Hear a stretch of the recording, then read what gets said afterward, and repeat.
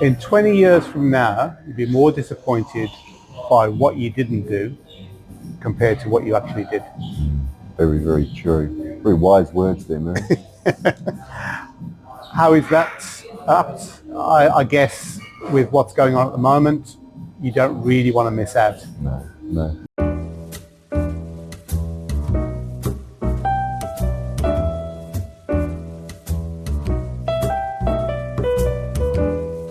Hi, I'm Maron Zarian. I'm Glenn Stanley. This is Property Espresso. I look after a number of property investors who have built, sold, changed portfolios over the years. The number one regret that they all share is ever having sold something. And so I think that lends itself quite nicely to that quote there. Yeah. And I guess with what's happening at the moment, the OCR, did it change? No change, not this time.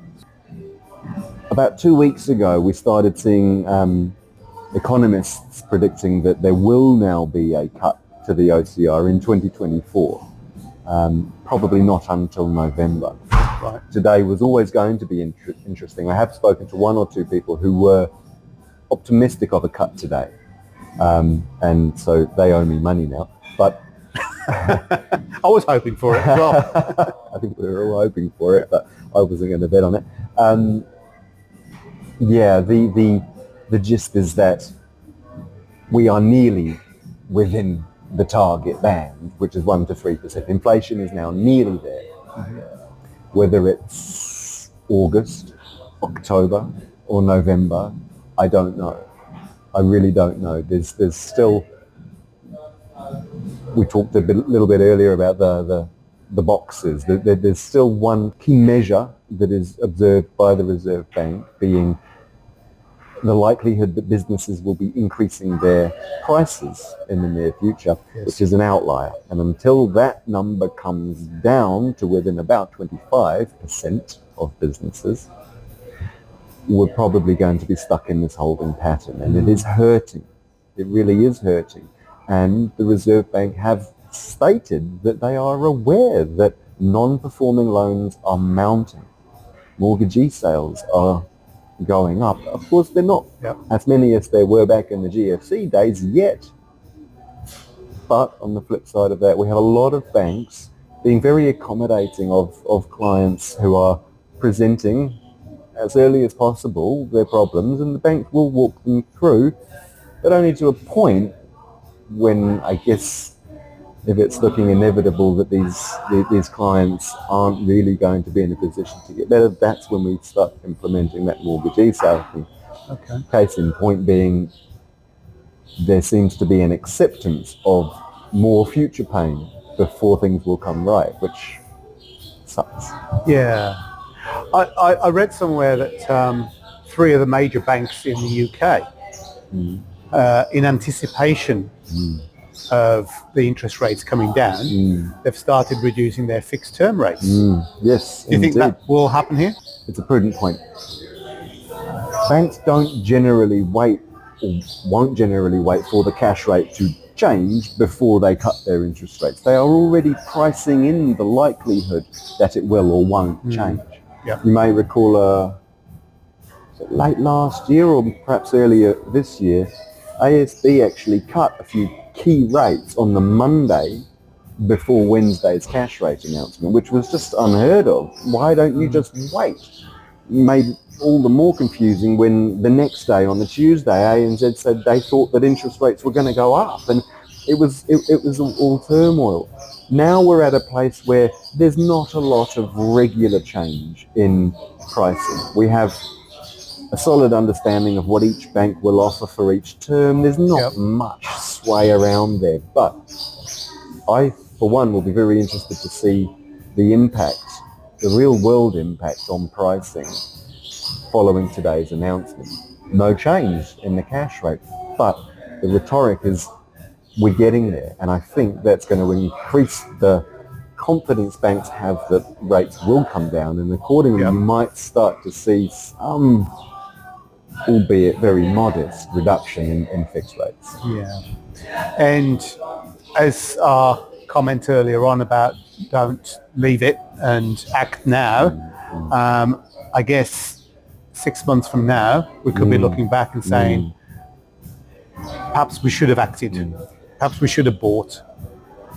November, December, not so much January, February, always busy months. Historically, seasonally, New Zealand, that's when we do things. We go away, we stay somewhere nice, we decide we might look to buy a batch there. You finally get out of the wet and cold house that you've spent your winter in and want to buy a nice new one. So we're always busy in those months. Yep. If you throw in reducing interest rates around that time, I suspect we're all going to be incredibly busy this coming Christmas. As soon as this stuff really starts to materialize, it's going to be very, very interesting. I have a sneaky suspicion things are already starting to move gradually, and we're no longer in that holding pattern. And those buyers that were fearing of overpaying are now starting to buy. And we've seen some activity in the market. It's amazing that you would think that higher priced properties would not sell, but nearly 10% of what sold last month was over $2 million. Right. And a third of those, nearly a third of those, was over $3 million. You wonder, don't you, whether the people out there buying $3 million properties, whether this really matters. But it's a numbers game, isn't it? Realistically, it should, by rights, affect them just as much as it does the first home buyers. I remember when I first started in real estate yonks ago, if somebody bought $1 million property, that was unbelievable. I remember when a millionaire was a thing, right? Like Richard Branson was a millionaire back when I was a boy.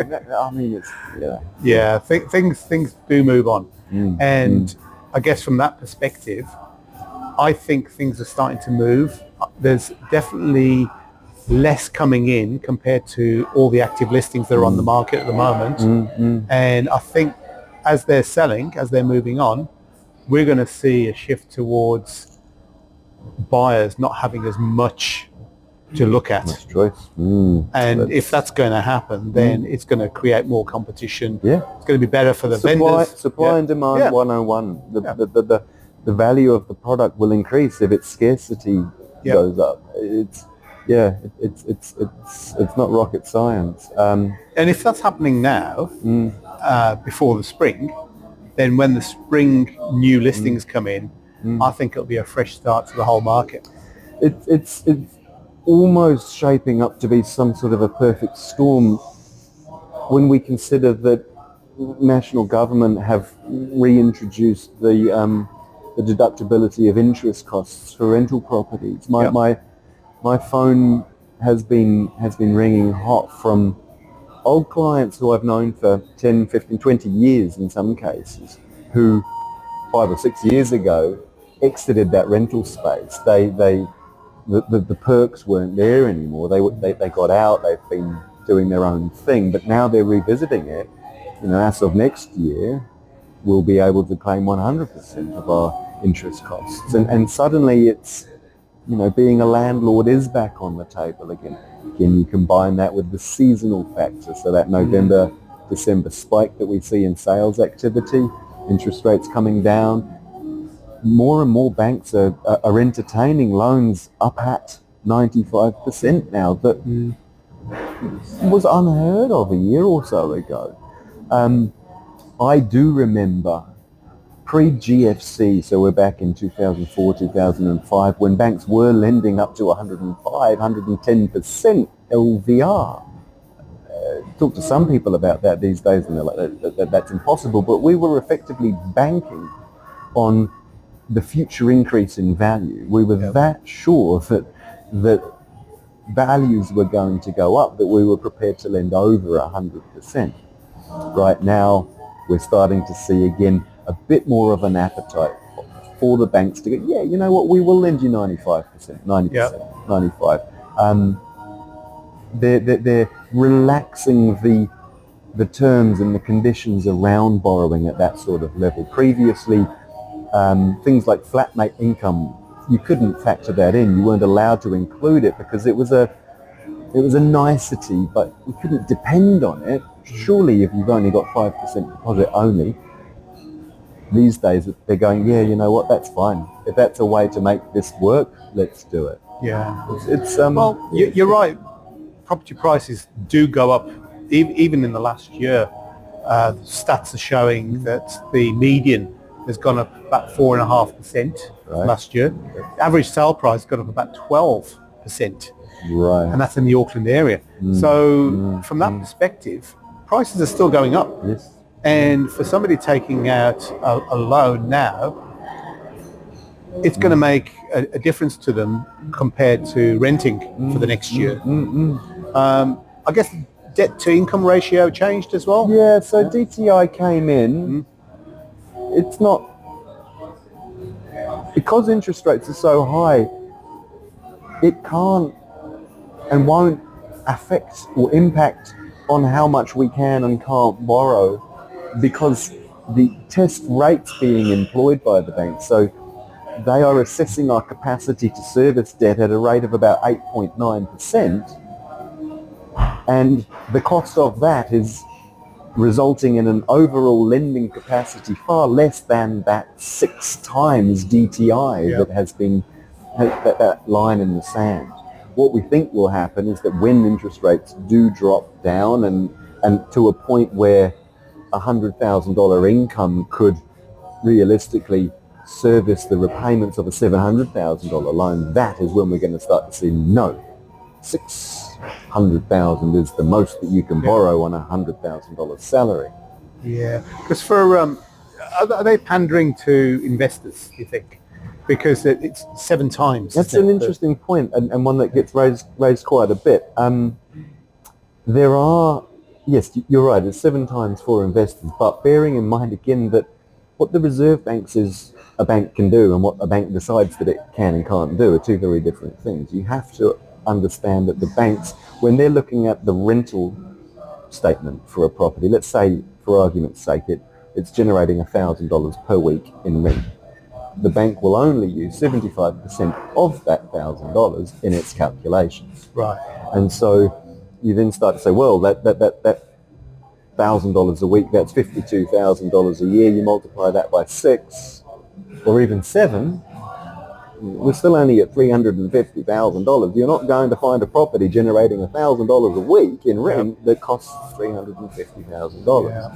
And therefore, in isolation, these little quirks and clauses of the DTI beast, actually, they're a bit dangerous to be floating around out there, because a lot of people don't understand that they're a part of a more holistic overview. We'll look at the salary, and we'll multiply that out and work out what that can service.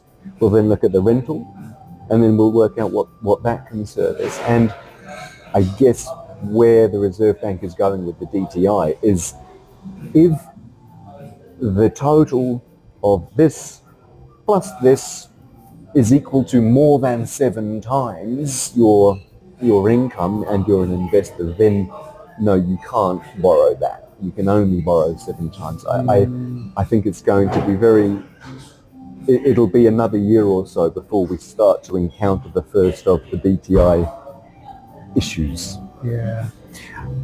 I think a lot of people in the property market were thinking that from the 1st of July, when the changes happened to the capital gains, and the fact that if you had a property for more than 2 years, you previously had to pay on the interest that you made.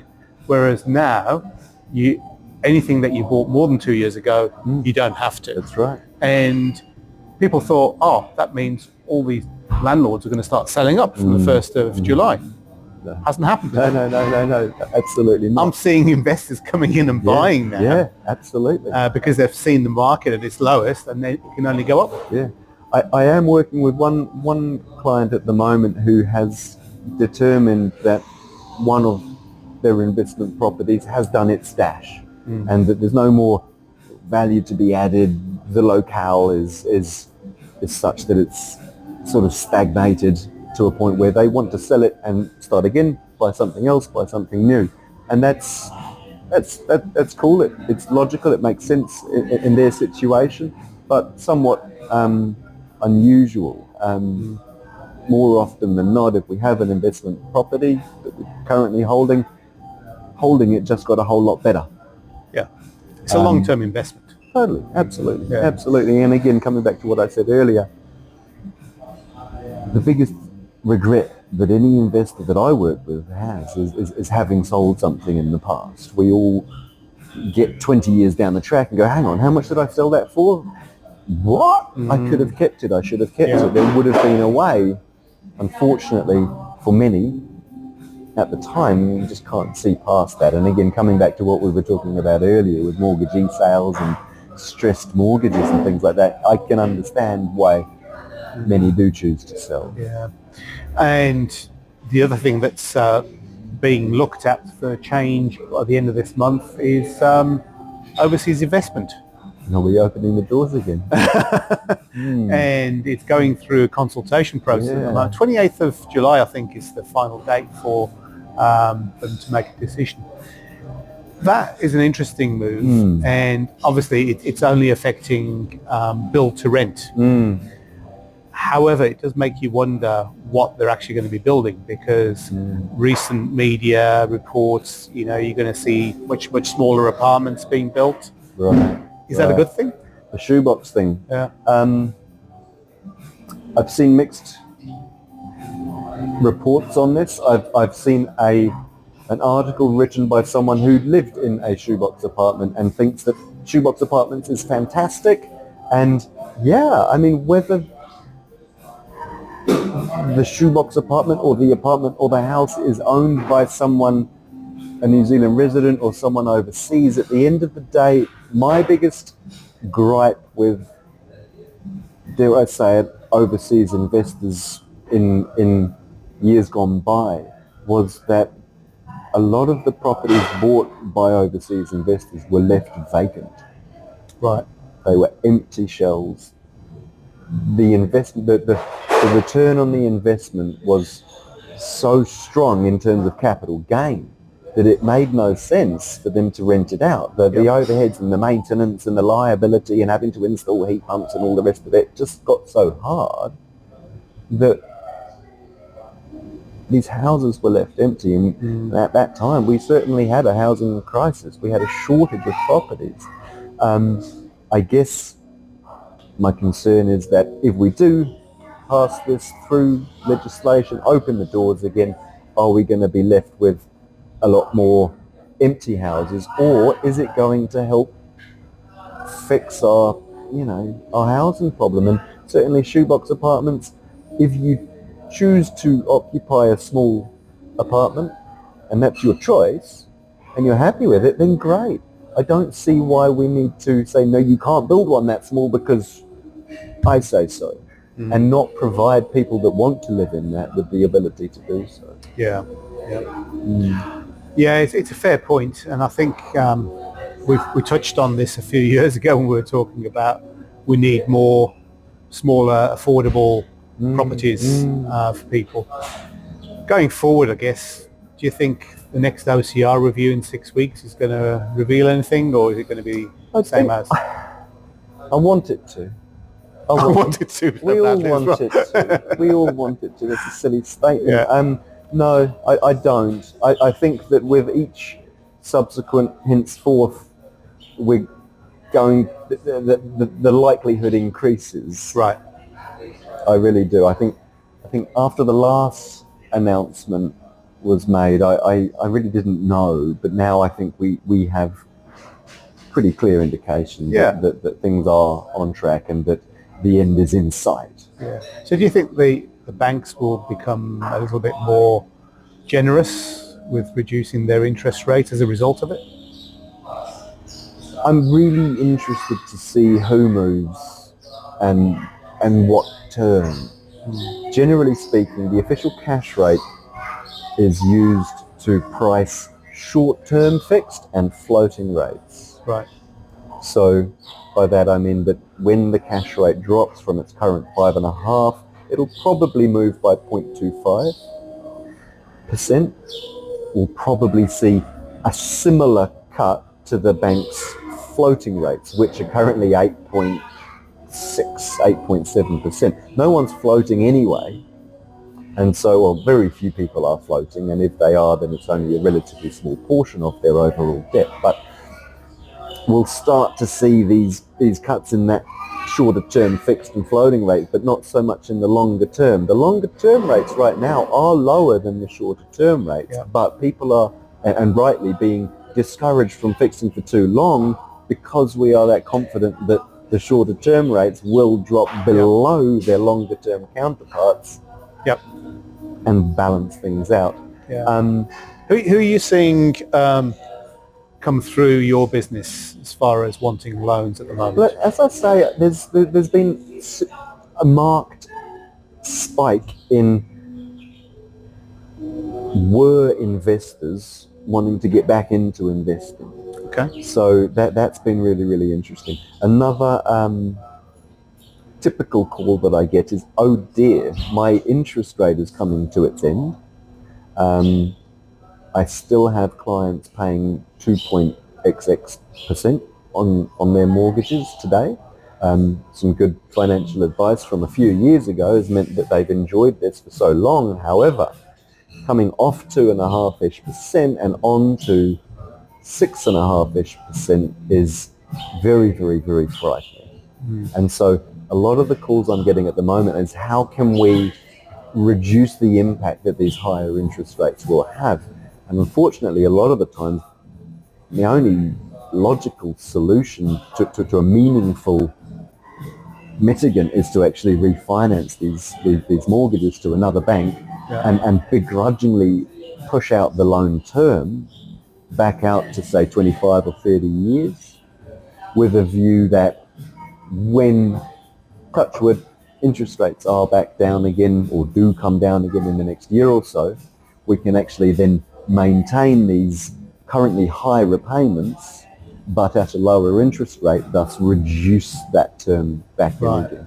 So, yeah, I'd say that I don't generally receive a huge number of first home inquiries, but that's more to do with my a sphere of influence than what represents or resembles the wider market. I know that other guys are seeing a spike in first home buyers saying, ooh, can we? Is this possible? But for me, it's more about restructuring and revisiting loan setups that may have been changed as a result of previous requirements and legislation, i.e. that rental deductibility of interest and so on, and it's changing them back around again to make them suit today's environment. I'm feeling rather positive though. After today's announcement, I think that the next few months are actually going to be a bit of an upward trajectory, which is long overdue. We still have some early evenings and some cold nights ahead of us before summer comes, but I think it's a nice feeling. It's been a long winter. It's been about 4 or 5 years of it. It'd be nice to get out of it. Absolutely. Yeah. Okay, well, if you need more advice from Glenn, his details are on the video, and if you need any advice on buying property or selling property on the shore, give me a call. I'm Maran Zarian. I'm Glenn Stanley.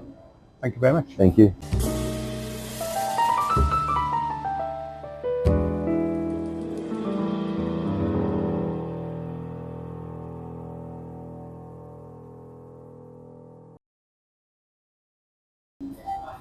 It was good. I think so. Yeah, very few edits, I think. Yeah, there'll be a few edits. I stumbled over some words, but I think it was pretty good.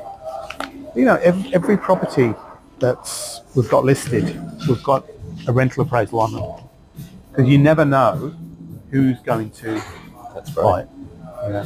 I think, I would love it if every property that I had that. I mean, the calls I get are, we want to know how much we can borrow. We want to buy a new house. How much can we borrow though if we buy a new house but keep our old house? And so then you're dealing with two scenarios, right? you sell your house for X, pay off your loan, you'll end up with Y. Cool. Deposit, income, we can work out how much you can buy for. But as soon as you start talking about keeping this whole property, it gets more complicated. You need a rental appraisal, you then need to factor in, well, how much is that? And then you've got interest deductibility components, which we need to factor in and work all of that out, and then whatever's left. Invariably and unfortunately, keeping the existing property and renting it out generally yields a lesser amount than selling it and buying, i.e. you can probably have a nicer new house if you sold the old one than if you kept the old one. Comes back to that $1,000 a week, not even servicing a $350,000 property, or the other way around. You get a lot of co-ownership requests? I just finalised the unravelling of a co-ownership one, which was interesting. Two ladies, one wanted out. They'd bought this house years ago. They'd made some money on it. She wanted out. The other one didn't think now was right.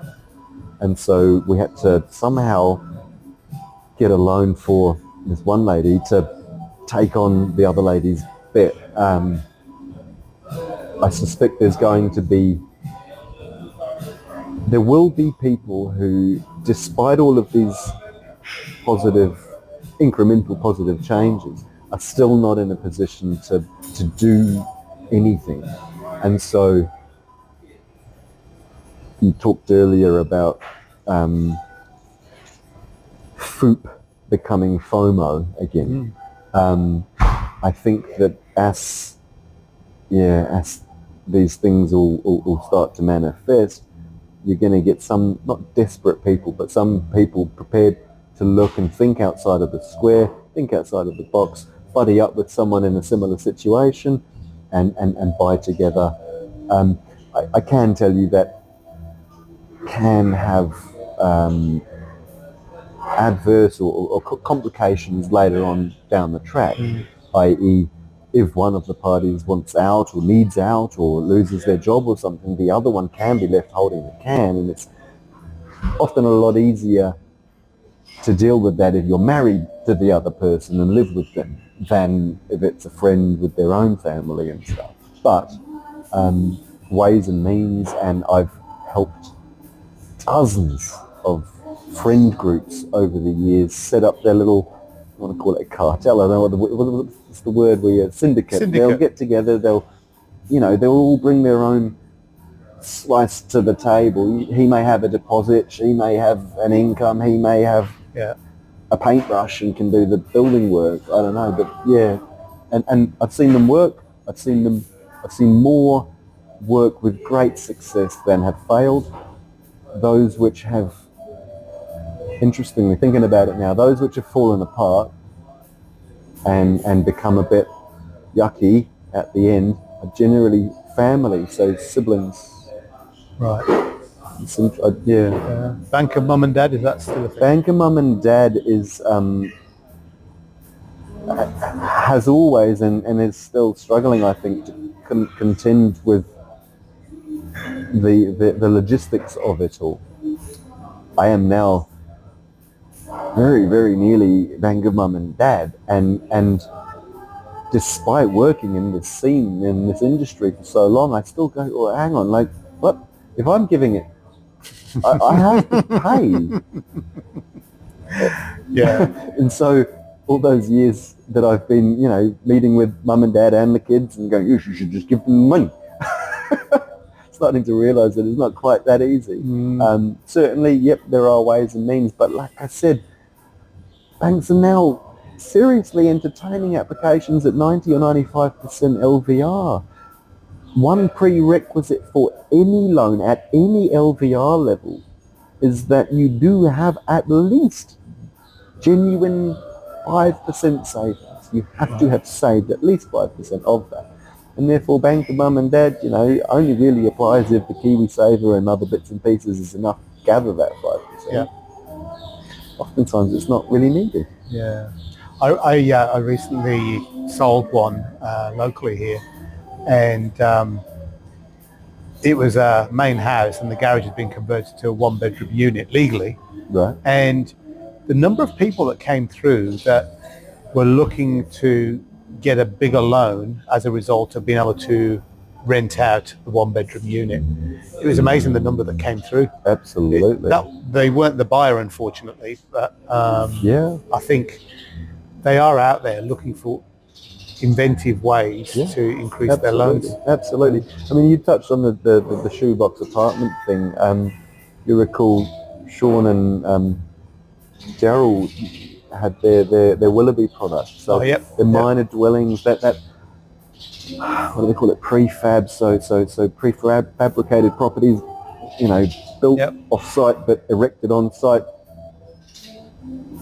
I really wanted New Zealand to be at the forefront, cutting edge of that stuff, but our council, and that it's not the government, it's not so much the cost of building, it's not inflation or anything, it's just council won't allow you to do these things. And it's infuriating because, of course, overseas, this is an ideal solution. There have been probably 8 or 10 that I've been able to assist in putting a minor dwelling or a transportable home or building a sleep out. Something that I should have mentioned in the video earlier is that they have just changed the rules around that so that you can now build a minor dwelling of, I think it's up to 60 square meters now without legal consent, building consents. You just need that, at the end of it. That couldn't come soon enough. That's huge. But what will be interesting for me to see is how accommodating of those requests the banks actually are. Because for years now the bank has said, oh no, you can't because the council says you can't. But now that the council says you can, will they still use that as an excuse to not do it? Or will they actually come up with the goods and make these dreams a possibility? I'd love that. I'd love to make a biner for the kids to crash in and get buy a piece of land and form a commune. I have worked with a client who wanted to buy a big piece of land and build a commune in the past. Yes. Yeah. Did you do it? No. No. That was one of a number of really interesting ideas. Yeah.